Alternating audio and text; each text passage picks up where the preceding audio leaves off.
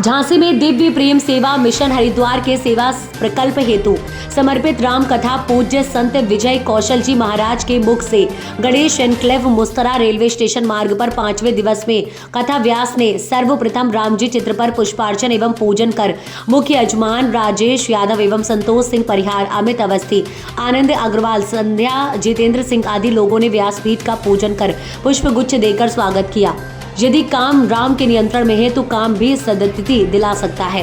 पूज्य कौशल जी महाराज राम विवाह के अंतर्गत जनकपुरी के अद्वितीय वैभव का उल्लेख किया, जिसमें जनकपुर के नर नारियों का भाव और स्वागत अद्भुत था। वहीं जानकी जी द्वारा जनक जी की प्रतिष्ठा के अनुरूप व्यवस्था हेतु रिद्धि सिद्धि को आदेश दिया कि दिव्यता में कहीं कोई कमी न रहे। उसे देखकर मानव रूप में आए देवता व ब्रह्मा जी भी अचंभित रह गए और उन्होंने कहा कि ये रचना तो मेरे द्वारा नहीं रची गई, क्या कोई दूसरा ब्रह्मा आ गया? तब शंकर जी ने उनसे कहा कि आप भावपूर्ण होकर आनंद ले, ये सब ना सोचे। बारात में जी घोड़े पर विराजे हैं। बारात में राम जी घोड़े पर विराजे हैं। घोड़ा काम का प्रतीक है और राम यदि उस पर बैठे हैं तो काम वासना भी पथ भ्रष्ट नहीं कर सकती, काम की सदति दिला सकता है। अर्थात काम का भाव सेवा संस्कार में परिवर्तित हो जाता है और जीव राम के माध्यम से जीवन सफल बनाकर मुक्त हो जाता है। जनक जी के गुरु सतानंद जी ने जनक जी से कहा कि कन्यादान का समय आ गया है महाराज। तब जनक जी रोने लगे तो पूज्य गुरु जी ने कहा कि बेटी का पिता जीवन में 2 बार ही रोता है, एक कन्यादान के समय और दूसरा बार जब बेटी को विदा करता है।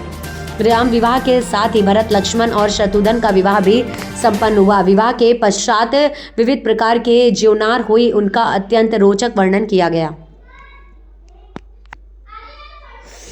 यजमान मंडल है, उनसे मैं आग्रह करूंगा कि आरती के मंच पे सामने अपना स्थान ग्रहण करें। मैं उनका नाम ले रहा हूं।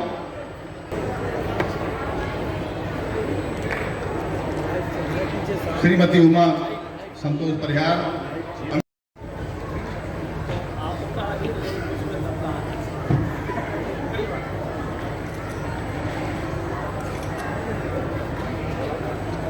दिव्य प्रेम सेवा मिशन के तत्वाधान में चल रही प्रभु श्री राम की कथा का आज 5वां दिन है। पूज्य संत विजय कौशल जी की महाराज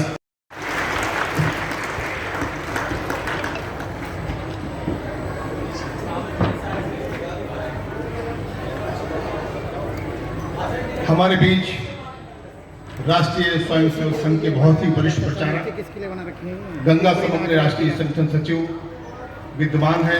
मैं उनसे बहुत ही विनम्रतापूर्वक आग्रह करता हूं, मंच पर आने का कष्ट करें।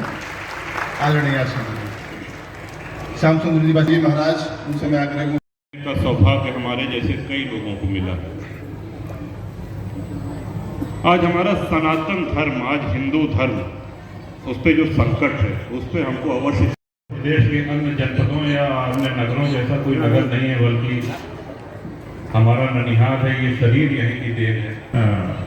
संबोधित कर रहा हूँ